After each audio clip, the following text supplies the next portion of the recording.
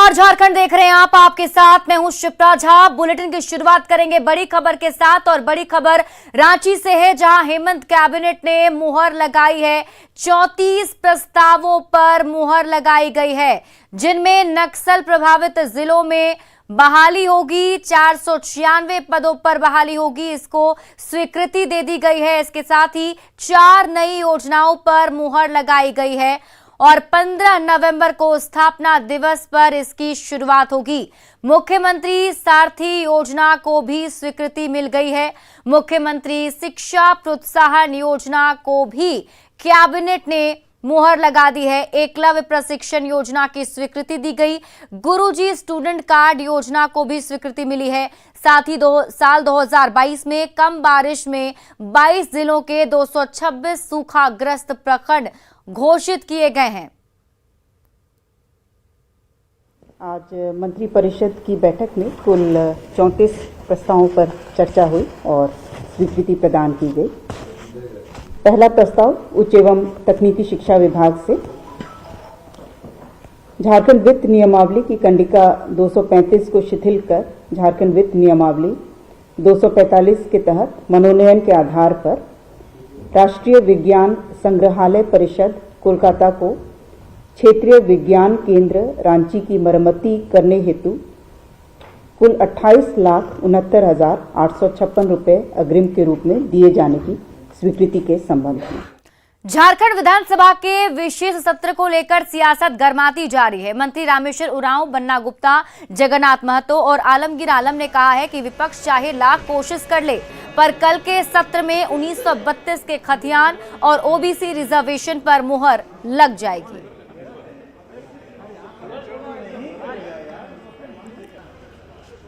स्थानीयता को नए ढंग से परिभाषित कर रही है सरकार। जमीन को लेकर, जिसकी जमीन है, खतियानी जमीन है, वही यहाँ के स्थानीय है। फायदा हानि की बात बाद में होगी, लेकिन अभी स्थानीय किसको कहेंगे हम लोग, तो खतियान पथार बना रहे हैं कि ये सरकार 32 से लेकर 22 तक के लोगों का ख्याल करेगी। आप देखते रहिए, जो इनकी दूरदृष्टि जितनी दूर नहीं जा रही है, हम लोग फिर उसको लाएंगे, फिर बताएंगे, क्योंकि इनकी सोच समझ जो है, जब जब कैबिनेट होता है तब भाजपा के पेट में दर्द हो जाता है। एक कानून बनने जा रहा है और कल इसको पारित कराकर हम लोग माननीय राज्यपाल महोदय के यहाँ से भारत सरकार को भेजने की काम करेंगे। अब रहा कि विपक्ष क्या करेंगे नहीं करेंगे तो कल ही पता चलेगा। उन लोग को बुझा रहा है ये झारखंड के हित में फैसला होगा, झारखंड के 1932 खतियान का फैसला होगा। उसको तो नौटंकी बुझाएगा। 20 साल तो कुछ किया नहीं, अभी उसको नौटंकी।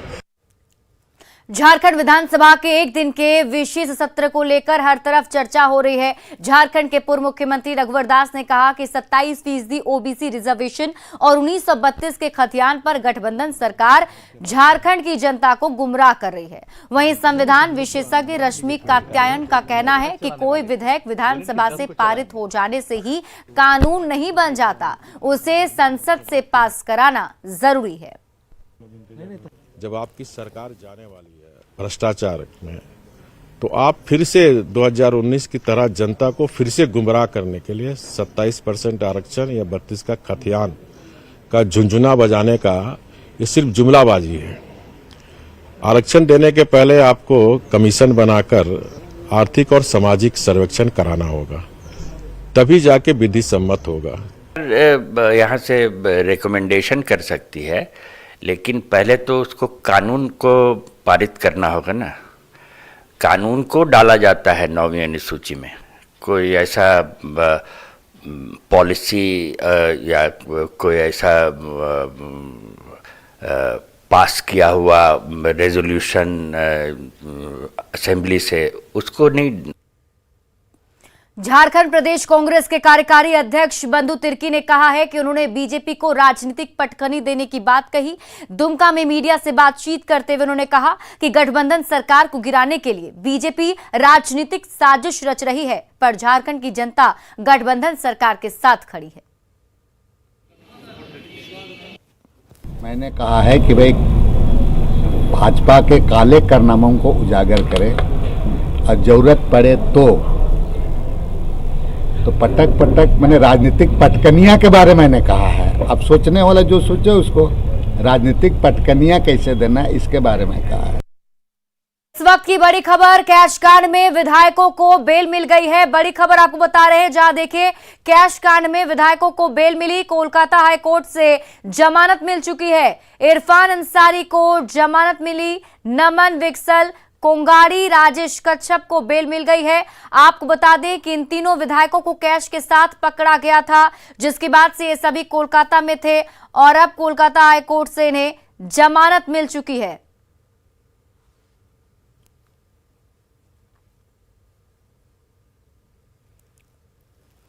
योग गुरु बाबा रामदेव ने हेमंत सरकार के कामकाज की तारीफ की। रांची में मुख्यमंत्री हेमंत सोरेन से मुलाकात के बाद उन्होंने कहा कि सोरेन परिवार का इतिहास बलिदान और संघर्ष का रहा है। उनके नेतृत्व में झारखंड प्रदेश प्रगति के पथ पर अग्रसर है।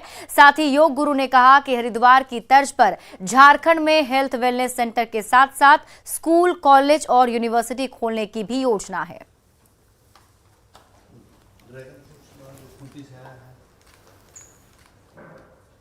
हेमंत जी के दादा ने बलिदान दिया, हेमंत जी के पिताजी ने जिंदगी भर संघर्ष किया, जेलों से लेकर के सीबीआई से लेकर के क्या क्या उन्होंने कष्ट नहीं सहे।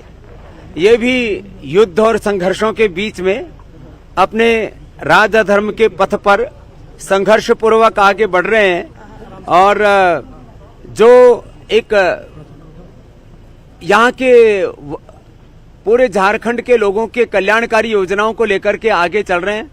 मैं आश्वस्त हूं कि लोगों का इनको जो प्यार मिल रहा है एक अच्छा कार्य कर रहे हैं। श्रम मंत्री सत्यानंद भोक्ता पर झारखंड हाईकोर्ट ने 50,000 का जुर्माना लगाया। मामला 2014 का है, जब भोक्ता कृषि मंत्री थे। उस समय बीज घोटाला सामने आया था। तत्कालीन कृषि मंत्री सत्यानंद भोक्ता झारखंड हाईकोर्ट में अपील कर इसकी जांच कराने की मांग की थी, जिसे कोर्ट ने खारिज कर दिया। जेएमएम ने बीज घोटाले की तरह बाकी मामलों पर भी जल्द फैसला आने की उम्मीद जताई है। और जहाँ तक इस घोटाले की बात है तो 2014 में घोटाले क्या थे उसकी विस्तृत जांच हुई। आगे जांच करने से भी अब कोर्ट ने इनकार कर दिया। तो फैसला जो भी है स्वीकार है और उसका स्वागत करते हैं, लेकिन साथ ही उम्मीद करते हैं कि जो घोटाले और लंबित हैं उन घोटालों पर भी जल्द से जल्द फैसला आए। और अब आपको बताते हैं कि आखिर क्या है ये पूरा मामला और क्यों सत्यानंद भोक्ता पर 50,000 रुपए का जुर्माना लगाया गया। तो गेहूं, मसूर बीज खरीद के नाम पर गबन किया गया था, यानी कि बीज खरीद के नाम पर गबन का आरोप था। 46 करोड़ 10 लाख के गबन का ये पूरा मामला बताया जा रहा है। 2004 से 2007 में कृषि घोटाला हुआ था और उसी घोटाले में उन्हें जुर्माना देना है। कागजी संस्थाओं से बीज की खरीद हुई थी और विनीत कच्छप की शिकायत पर प्राथमिकी दर्ज की गई थी उस वक्त, और तब सुनवाई हुई। सत्यानंद भोक्ता पर 50,000 रुपए का फाइन लगाया गया है। मंत्री सत्यानंद भोक्ता पर झारखंड हाईकोर्ट के जुर्माने का बीजेपी ने स्वागत किया है। पार्टी प्रवक्ता प्रतुल शाहदेव ने कहा कि हाल के दिनों में यह पहला मौका है जब मुख्यमंत्री को ईडी ने समन भेजा और मंत्री को कोर्ट की ओर से जुर्माना लगाया गया। वर्षों की यह पहली घटना होगी जब किसी मंत्री पर 50,000 रुपए का जुर्माना उच्च न्यायालय ने लगाया होगा। और यह मामला बीज घोटाले से जुड़ा हुआ है। जब मंत्री सत्यानंद भोक्ता कृषि मंत्री थे तो उनके ऊपर बीज घोटाले का आरोप लगा था, उन्हें जेल भी जाना पड़ा था। उसके बाद उन्होंने फिर से एक याचिका दाखिल करके कहा था कि इसकी और जांच होनी चाहिए। उच्च न्यायालय ने माना कि ये पूरा जो याचिका है इसलिए दाखिल किया गया है कि मामले को लंबा खींचा जा सके, जबकि इसमें चार्जशीट भी दाखिल हो चुकी है और मंत्री जी को दोषी पाया गया था। तो अब ये हाल के दिनों की जब ऐसी पहली बड़ी घटना है, मंत्री पर जुर्माना लग रहा है, सरकार के मुख्यमंत्री को सम्मन किया जा रहा है, तो ये सरकार की जो असलियत है वो जनता के सामने है। जमशेदपुर से बड़ी खबर है, जहां मानगो थाना प्रभारी राजीव रंजन कुमार को एसीबी ने घूस लेते गिरफ्तार कर लिया। थाना प्रभारी 25,000 रुपए की रिश्वत ले रहे थे और इस मामले में इंटक के राष्ट्रीय सचिव बलदेव सिंह ने एसीबी से शिकायत की थी। दरअसल इंटक के राष्ट्रीय सचिव की पिछले दिनों बाइक से टक्कर हो गई थी। इस मामले में जमानत मिलने के बाद भी थाना प्रभारी ने 50,000 रुपए की डिमांड की थी, जिसमें 25,000 पर बात तय हुई। फिलहाल एसीबी की टीम थाना प्रभारी से पूछताछ में जुटी है।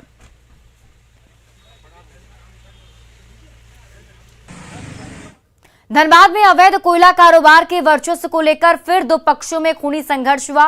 दर्जनों राउंड फायरिंग में एक छात्र को गोली लग गई, जबकि 2 लोग इसमें गंभीर रूप से घायल हो गए। यह घटना सुदामडीह के मोहन बाजार में हुआ है। घायलों को बेहतर इलाज के लिए SNMMCH लाया गया। वहां से 2 घायलों को निजी अस्पताल रेफर किया गया। एक घायल मजदूर की इलाज के दौरान मौत होने की भी खबर है। पूरे मामले में पुलिस की भूमिका पर भी सवाल उठ रहे हैं। सर शासनाला की ओर से वाइट किल्टा सर आई, एकदम अचानक गोली चलाने की तरह। हम शासनाला की ओर सर एक कार थी वाइट रंग का किल्टा, आई सर अचानक गोली चलाने लगी। तो सर हम तो घूम के देखे तो तब तक हमको लग गया सर मेरे साथी थे उनकी घायल हो गए। कौन लोग गोली चलाए सर उनका नाम तो भी खुलासा क्लियर नहीं कर पा रहे सर। बोकारो में राष्ट्रीय और अंतर्राष्ट्रीय खिलाड़ियों के लिए सम्मान समारोह का आयोजन किया गया, लेकिन उसी मंच पर डांसर्स ने जमकर ठुमके लगाए, जिसने सम्मान समारोह को फीका कर दिया। इस समारोह में गोमिया के आजसू विधायक लंबोदर महतो, चास SDO दिलीप प्रताप सिंह शेखावत और सहित अन्य लोग यहां पर मौजूद थे।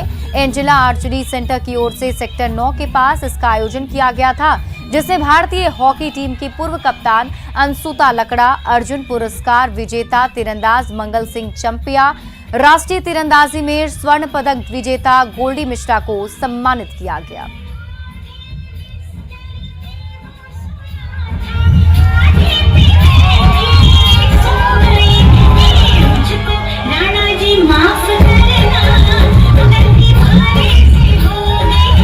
और ये 2 तस्वीर आपको दिखा रहे हैं। देखिए, इन दो तस्वीर को देखकर आप अंदाजा लगा सकते हैं। पहली तस्वीर जब खिलाड़ियों का सम्मान वहां पर किया जा रहा था, और यही दूसरी तस्वीर देखिए जब उसी मंच पर जिस पर पहले खिलाड़ियों को सम्मानित किया गया, वहां पर जमकर ठुमके लगे, फूहड़ डांस वहां पर किया गया और कहीं ना कहीं इस फूहड़ डांस ने पूरे समारोह को फीका कर दिया।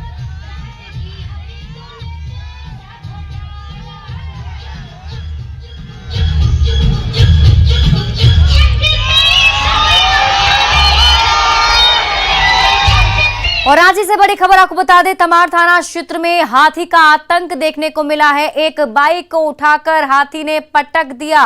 हाथी के पीछे लोगों की भीड़ उमड़ पड़ी, लोगों में हाथियों का खौफ दिख रहा है। तो बड़ी खबर आपको बता रहे हैं, जहां देखिए हाथी का आतंक देखने को मिला है। तमाड़ थाना क्षेत्र में हाथी पहुंचा है और ये तस्वीर आपके टीवी स्क्रीन पर हम आपको दिखा रहे हैं, जिसमें देखिए गुस्साए हाथी ने बाइक को सूंड से उठाया और उसे पटक दिया है। लोगों में हाथियों का खौफ दिख रहा है, लोग वहां पर हाथी के पीछे भी मौजूद हैं।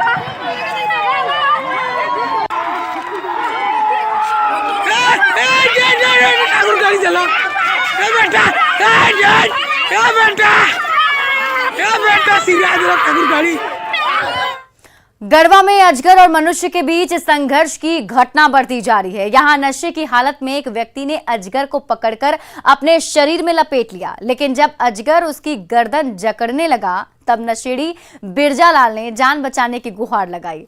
गढ़वा थाना क्षेत्र के परिहारा पंचायत के कीता सोती खुर्द गांव की घटना है। पिता की गुहार सुनकर बिरजा लाल का बेटा मौके पर पहुंचा और दोस्तों की मदद से शरीर में लिपटे अजगर को हटाकर जान बचाई।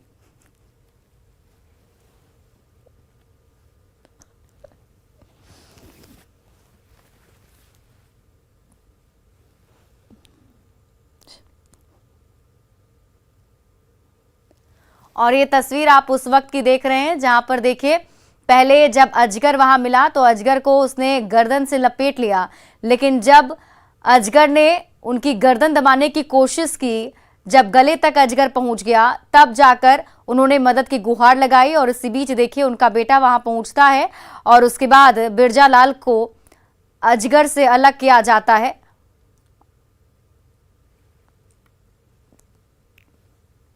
सिमडेगा में बालू की अवैध तस्करी खनन विभाग की सख्ती के बाद भी जारी है। जब तक बालू माफिया के खिलाफ खनन विभाग कार्रवाई की सोचता है तब तक बालू की तस्करी हो चुकी होती है। सिमडेगा दौर पर आए खनन सचिव अबू बकर सिद्दीकी ने अवैध खनन और बालू तस्करी पर रोक लगाने की बात कही। उन्होंने बताया कि 15 दिनों में झारखंड के सभी बालू घाटों की बंदोबस्ती हो जाएगी और उसके बाद लोगों को बालू की समस्या से निजात मिल जाएगी। निकल चुका है और उसके लिए जो DSR करके जो NGT इसका एनवायरमेंट फॉरेस्ट एनवायरमेंट का जो डायरेक्शन है उसके तहत सभी जिला में DSR का काम बहुत आगे बढ़ चुका है। हमको लगता है रोहिंटा यहाँ का भी DSR लगभग तैयार हो चुका है। हमको लगता है आने वाले 15 दिनों के अंदर वो DSR का अप्रूवल मिलेगा तो यहाँ का भी घाट लीगली भी चालू हो जाएगा। तो तब तक थोड़ा लोग अपना वेट करें ताकि इलीगल माइनिंग तरीका नहीं है, ताकि इलीगल माइनिंग से केवल हमारा संपत्ति का चोरी बात नहीं, प्रकृति में भी काफ़ी बुरा असर पड़ जाता है। झारखंड में बड़े कॉमर्शियल वाहनों का रजिस्ट्रेशन दूसरे राज्यों से होने की शिकायत लगातार आ रही है। खासकर पाकुड़ साहिबगंज जिले के ट्रकों का रजिस्ट्रेशन नागालैंड से कराया जाने की सूचना है। वित्त मंत्री रामेश्वर उरांव ने कहा कि ऐसा होने से राज्य को राजस्व का नुकसान हो रहा है। राजस्थान के बराबर ही झारखंड में कमर्शियल वाहन है, लेकिन टैक्स के मामले में राजस्थान में 4 गुना ज्यादा वसूली हो रही है। उन्होंने इसे गंभीर मामला बताया। साथ ही सचिव स्तर के अधिकारियों को जांच के निर्देश दिए हैं। जितनी गाड़ियां झारखंड में हैं उतनी गाड़ियां राजस्थान में हैं, लेकिन ट्रांसपोर्ट से वहां आमदनी 4 गुना ज्यादा है। हमने तो अपनी बात रख दी है पदाधिकारियों को। उम्मीद हम करेंगे कि जरूर इस पर कार्रवाई करें ताकि हमारा आय ट्रांसपोर्ट से बढ़े। सिमडेगा में कार्तिक पूर्णिमा के एक दिन बाद जलडेगा में हर साल की तरह रास मेला का आयोजन हुआ। इस मेले में राधा कृष्ण की पूजा अर्चना करते हुए जिले की सुख समृद्धि और अमन शांति की कामना की गई। रास मेला के मौके पर कई रंगारंग सांस्कृतिक कार्यक्रम का भी आयोजन हुआ, जिसमें समृद्ध संस्कृति की झलक के साथ ही पारंपरिक नृत्य गीत की प्रस्तुति मंच के माध्यम से की गई। मेले में बंगाल का प्रसिद्ध छऊ नृत्य भी आकर्षण का केंद्र बना रहा।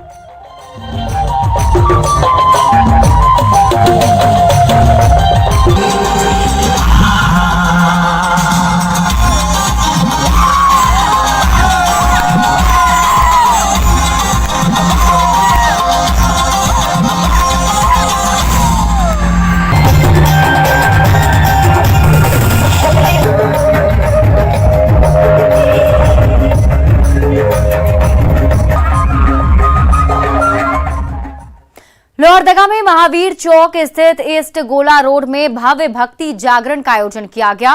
कार्तिक महीने के समापन पर इसका आयोजन किया गया। इसमें बाहर से पहुंचे कलाकारों की ओर से पेश भजन पर दर्शक भी झूमते नजर आए।